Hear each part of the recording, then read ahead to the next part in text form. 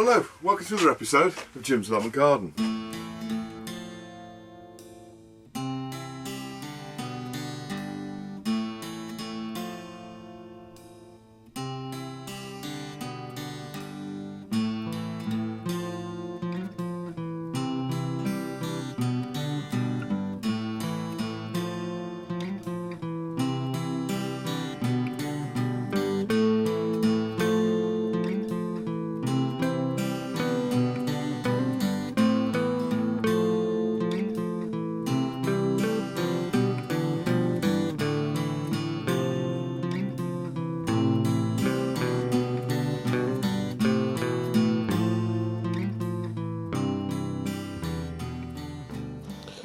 Okay, so I'm just going to show you how to put bean poles in, like a structure to grow your runner beans or your French beans or climbing beans, whatever.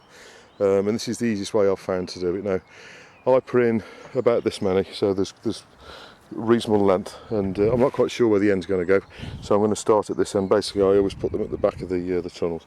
Now, this is slightly narrower than I would potentially do it. Normally I do it around sort of 2.5 foot wide. Obviously, the wider you've got the bottom, the more sort of stable the structure is, because basically what you're going to do is create like an A shape, if you like. So basically, all you need to do is mark out where you're going to put it and just put some string in with some sticks. Now, the string isn't going to stay there. That's just to guide you, where to put the sticks.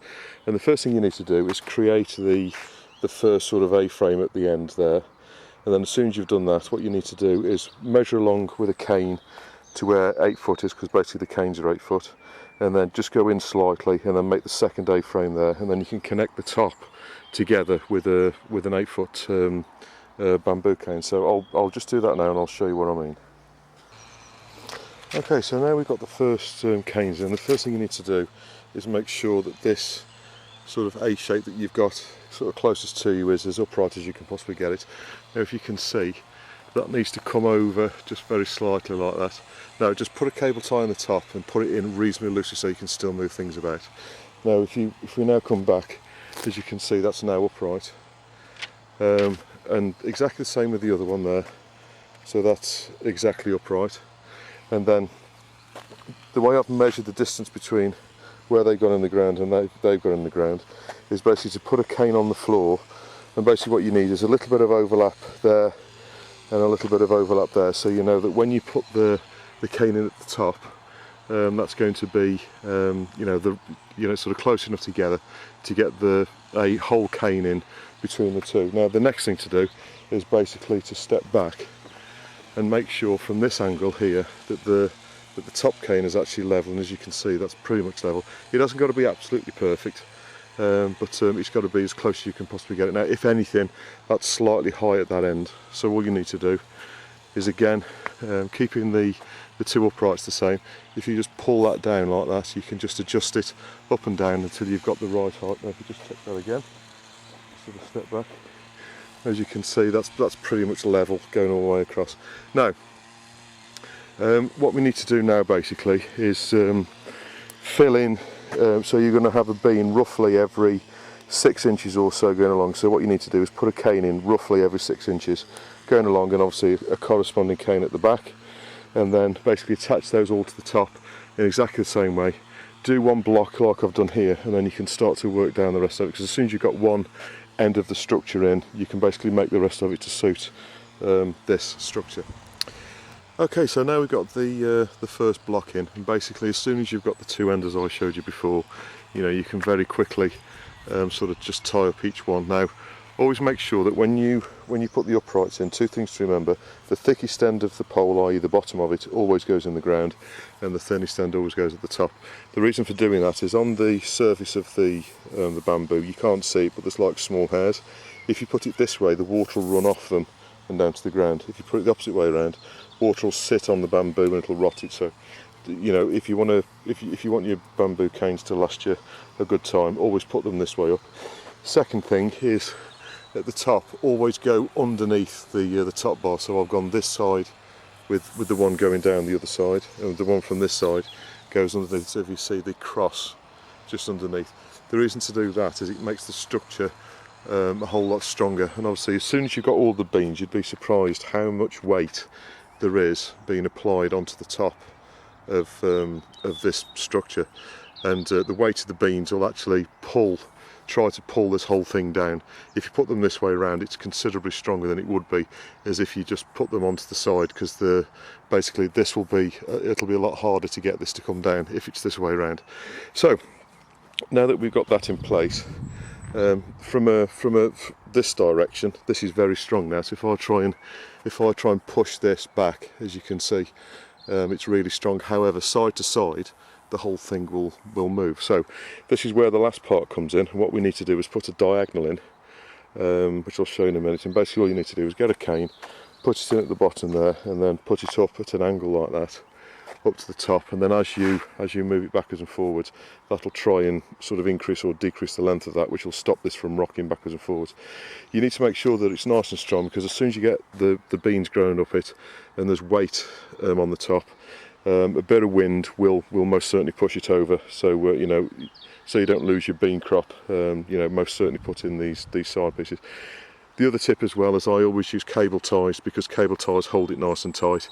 If you put string in there, they will not hold it anywhere near as tight as it would do with cable ties.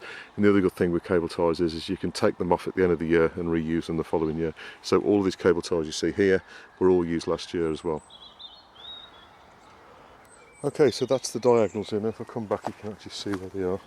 So as you can see, there's a diagonal one going across there. Now, if I try to move this structure backwards and forwards, as you can see, it's absolutely rock solid. It's not going to start going backwards and forwards.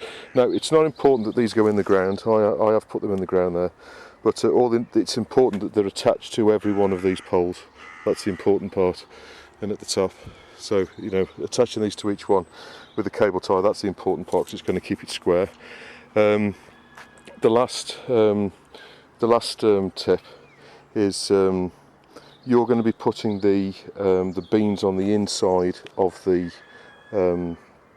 sort of in that area there to grow up this pole here, so that as you're walking around the back and that all around the front of it, you're not sort of knocking it. But what is important is you need to be picking beans for sort of on a regular basis. So I would strongly suggest that you put your beans up against a path like I've got here.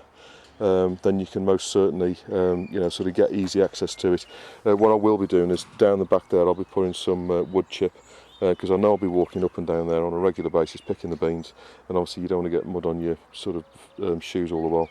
So sort of make sure you've got good access all the way around, so you can get to the beans, and ideally have a path at least up one side of it so you can get to it.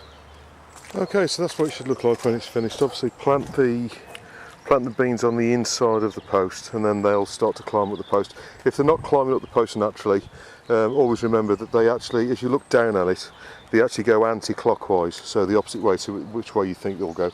But beans always go sort of, as you're looking down, they go around up like that, so sort of anti-clockwise, winding up the post.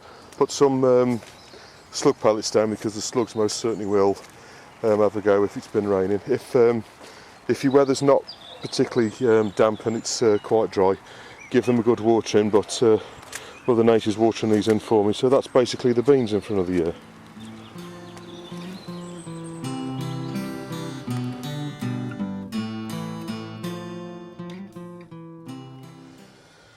Okay, so the Mashua plants are now ready to go out. They were watered last night, so they're all ready to come out of the pot. So I've got the ground ready, so I'll put them in now and show you what it looks like.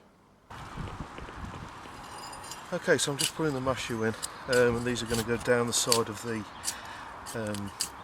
rhubarb. Now, as you can see, this ground is really nice and soft off, because these are basically a root vegetable, so they'll be, the crop that we want will be in the ground. So what I've done is I've rotivated this quite a lot today, so it's all ready to go. Now, all I'm going to do is I'm going to leave the sticks in the plants. As you can see, there's a stick in here supporting it, so I don't want to disturb that. So what I'm going to do is put the stick in with the plant. I'm planting this at ground level, and it's no more sort of complicated than that. Now what I'll do, I'll make a structure exactly like the bean canes, above this, so it's got somewhere to climb.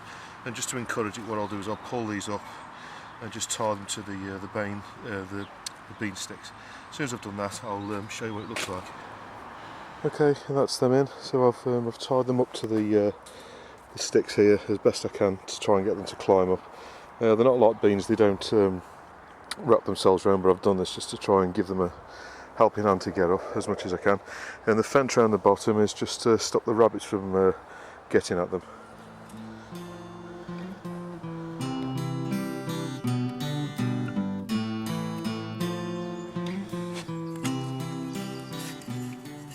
Okay, one thing that's really worthwhile doing this time of year, and it's often overlooked by a lot of people because they're so busy putting in other stuff in the garden, but it's always worthwhile keeping on top of the weeds, because a little bit of work now will most certainly save you hours of work later on. Now, to keep the time down to a minimum that you spend sort of doing this kind of thing, it's always worthwhile getting the weeds as soon as you can grab hold of them, really. So I always think, if you can grab hold of a weed, as soon as it's kind of that big, that's most certainly time for it to pull out. Now, at this time of the year, being May, it's not going to take long for something like that to go from something that big to quite a substantial plant. So, and as soon as these weeds grow, they will most certainly start to smother any crop that you've got, and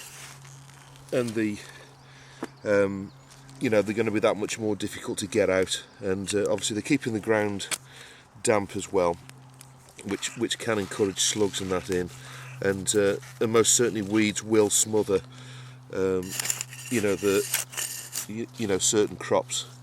If they're small, if you've got small seedlings in the ground, these weeds will quickly overtake the size of your seedlings, and they'll tend to kill them off and smother them. So what I tend to do at this time of year is I don't like to hoe too much. Obviously hoeing, if you've got an expanse of ground or you can easily get between the rows with a hoe, then that's one of the quickest ways of doing it. But because we have kind of intermittent rain at this time of year, what it'll actually do is you need to hoe pretty much every day, because a lot of the weeds that you hoe up, if you get a bit of rain, they'll get washed back in and then they'll start to grow again. So I always think if you just go along with a trowel, loosening the ground up and then pulling them out, then of course you've got rid of the whole weed then, and obviously it's not going to grow again. Now, if you don't disturb the ground, you're not going to bring in more seeds to the top, because obviously the ground's saturated with these seeds, or in a lot of allotments they will be, in gardens and that. So if you can get the weeds off the top, which are the ones that have already grown, the likelihood is that that you'll get very little weed coming through for the rest of the year.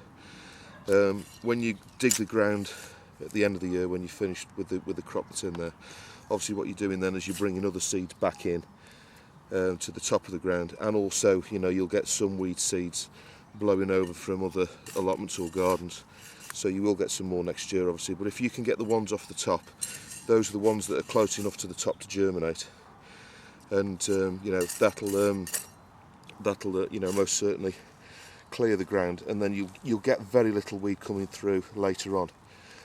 Things like dandelions and stuff like that, they can blow over in the same year, so they can grow again. But if you can get the majority of the weeds out at this time of year, in May, then you will most certainly have a much easier job for the rest of the year, with weeding, because there's going to be no sort of weeds in the ground, and they won't sort of come back until next year. Okay, so now the onions are weeded. This is where the other onions come in. So these are the ones that I just put in a tray. I don't know if you can see those, but they're basically sort of grown to sort of 6 or 7 inches high now. This is the ideal time to put them out. So obviously here I've got one missing.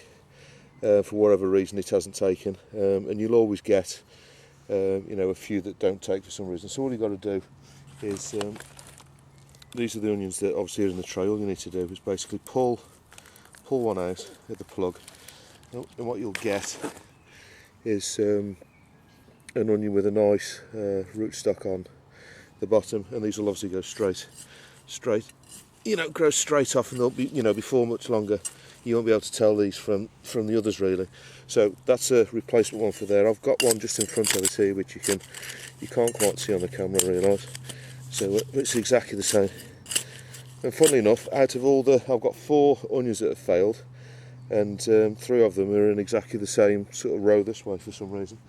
So I'll just pull that out. So there you go, there's the second onion.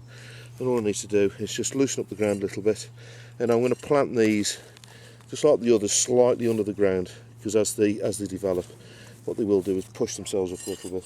So I've just got another one over here. So as I say, just loosen the ground off, and what you want to do is, as I say, some of them are sort of slightly like that. Now what I suggest you do is actually water these before you put them in, rather than watering them when they're in the ground, because they tend to come out of the modules a little bit easier if you've just watered them. So that's the replacement onions. What I will do, the other thing you can do, is look for any that have got any allium fly damage. What you can do is take them out and replace them with another one. But that's basically the onion sorted out for a bit.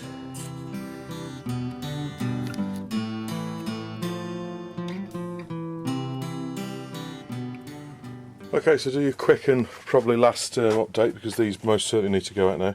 So that's what the Ulluco looks like. They've all grown, so they're all ready to go out really. They did have a bit of water a couple of days ago, but I've not watered them since, because I'm going to be, all being well, I'm planning to put those out today. Okay, so I'm going to start to put the Ulluco in. Now it's going to go down the side of the tunnel. Now the beans, the climbing beans, like the French type beans, are going to go here.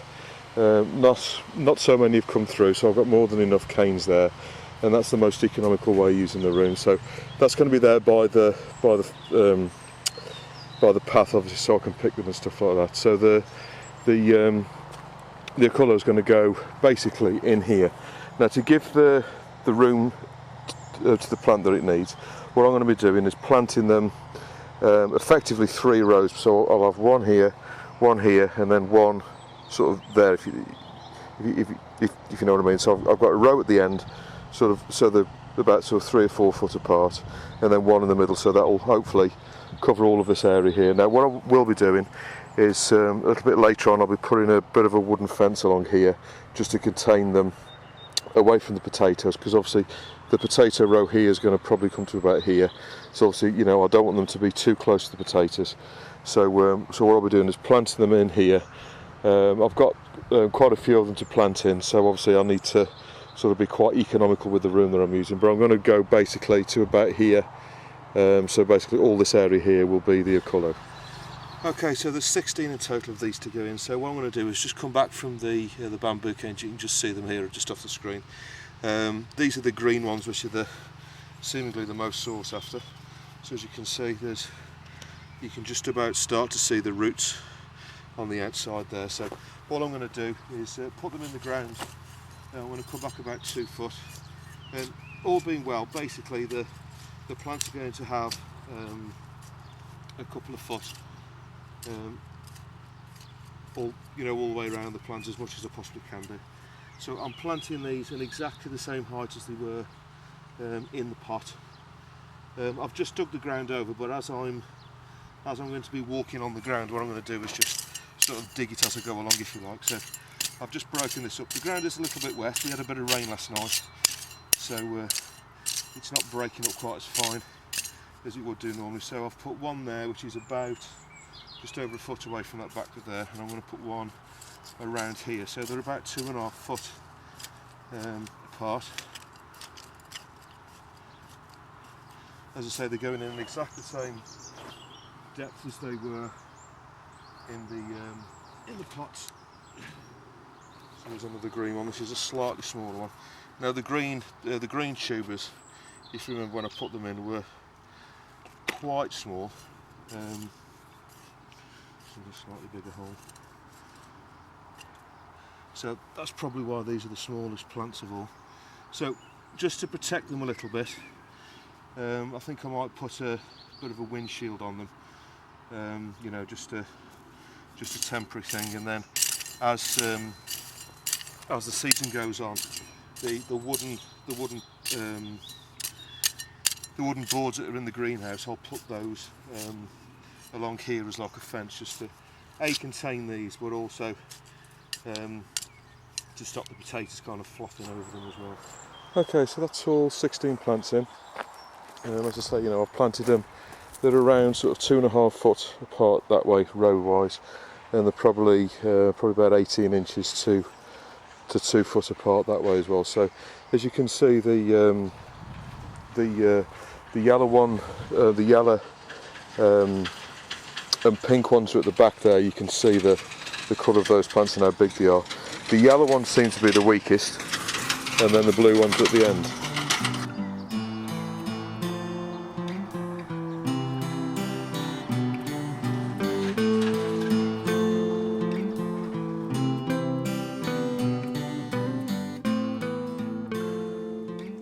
Okay, so in the past we've talked about sort of variegation of plants, and basically you've got two different types of plants. You've got the species, which is the original plants, as Mother Nature intended it, and you've also got sort of variations on that, or varieties of that.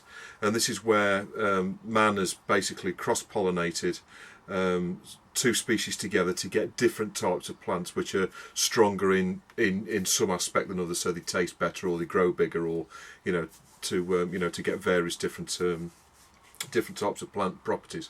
So this is a Calabrese or a green sprouting broccoli plant, and as you can see, you know, if you look at that compared to other sort of brassicas, we've got this one here. This is a kale plant. As you can see, they're very similar. So the actual varieties of the same species, but they give different things. Obviously, the Calabrese, or the purple sprouting broccoli as well, has been bred to have large flower structures. So that's the part that we eat.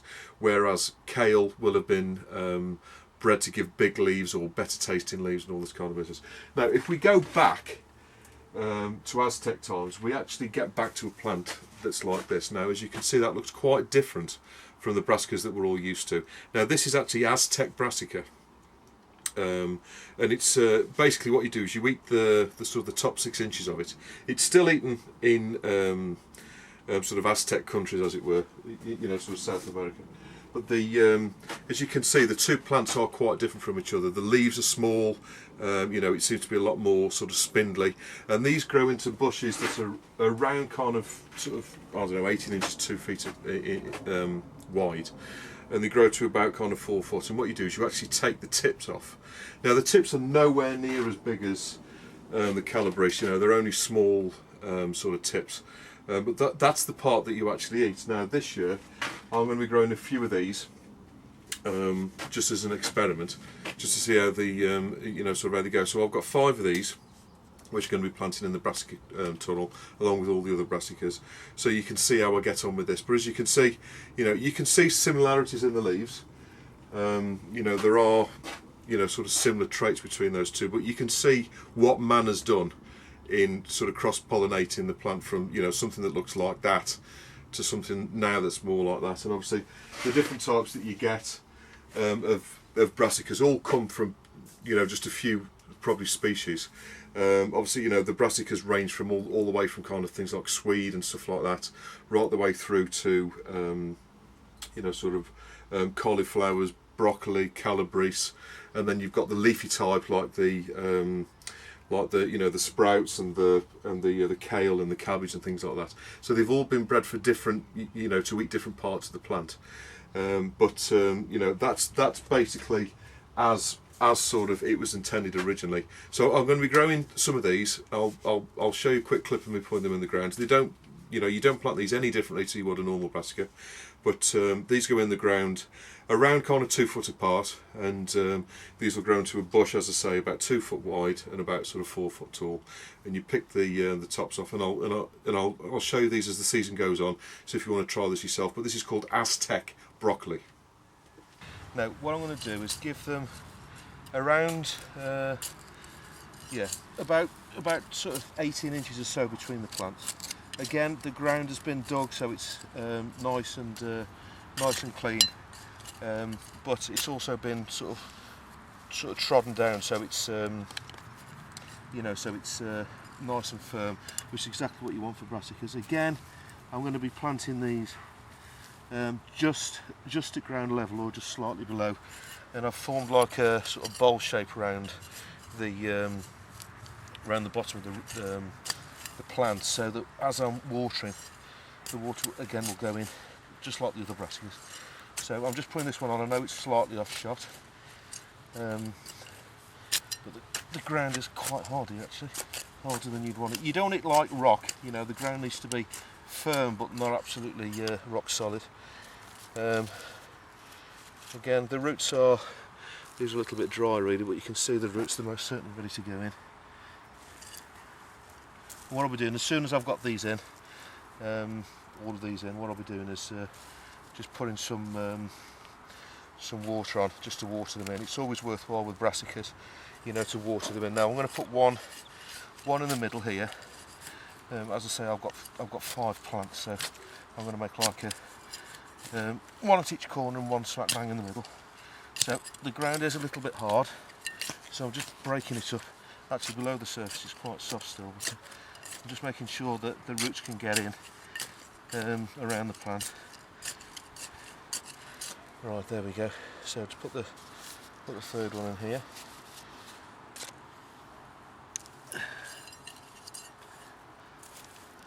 That'll do nicely, so nice and firm with a bit of a bowl shape around there so I can get the water on it. And I'll put the other 2 in the same here, and I'll show you what that looks like when they're finished.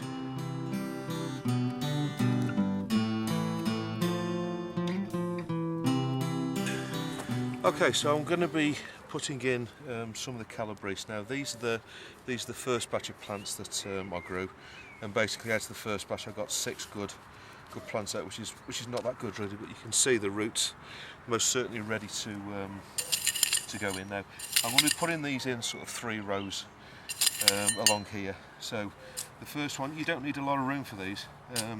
Ground preparation wise, what you want to do is dig the ground over, get all the weeds out as best you can, and then what you want to do is walk on the ground then. You don't want the ground to be overly hard, but you know, you want it to be firm. You don't want it to be kind of freshly dug and loose soil.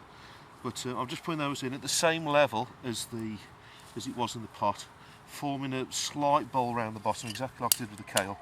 Now I'm going to come here about there. So you know, about 18 inches, between 14 and 18 inches apart. That's more than enough for these. They don't grow to be massive plants.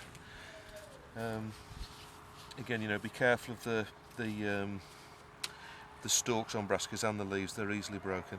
So that's going to go in pretty much at ground level. Just knock the soil back, nice and firm, forming a slight bowl around the bottom like that. So when you water them in, sorry, water them later on as well, because brassicas do like a bit of water. You know, when you water them, you know, the water will actually roll towards the roots of the plant. Now I'm just doing one more here. It's slightly off shot, but you'll be seeing the next one in. As I say, you know, you can bang these in pretty quickly. You know, you get into a bit of a rhythm with these. That'll do. So the next one, which should be on shot, is just about here. As I say, what I've done is I've dug this ground with a rotavator. I dug it out. I had potatoes here last year, and I dug all this over at the back end of last year, and then this year I went over it and got the weeds out and stuff, and then I rotavated it again to break it all down nice and firm, and then I walked all over it, left it for a few weeks whilst I was putting the frame up around here, the tunnel, and then what I ended up doing was just going around fetching the weeds out. So I'm relatively sure I'm not going to have any more weeds in here, and if I do, I can always hoe them up with the brassicas, you know, because you can easily get between the plants with a hoe. But most certainly, what you want to do is you want the ground to be loose enough for the brassicas to be able to get the roots into the ground, but you want it firm enough so that the plant can purchase itself in the ground, because they are, you know, brassicas are a little bit sort of top heavy, and you know, they don't have the you know, particularly big root ball on there, so they can kind of rock and be damaged down at the bottom of the plant. So that's the first 6 in. What I'll be doing now is waiting for the others to come up. I've got about another 60 of these to go in. As soon as they're ready, I'll be putting them in exactly the same way as I put these in. Okay, so there you go, there are the 6 Calabrese plants and the 5 Aztec broccoli plants in the back there. So that's all we've got time for today. I hope you've enjoyed this episode of Jim's Allotment Garden. Please don't hesitate to put any comments or questions you've got below, and I'll always get back to you, and I'll see you on the next episode of Jim's Allotment Garden.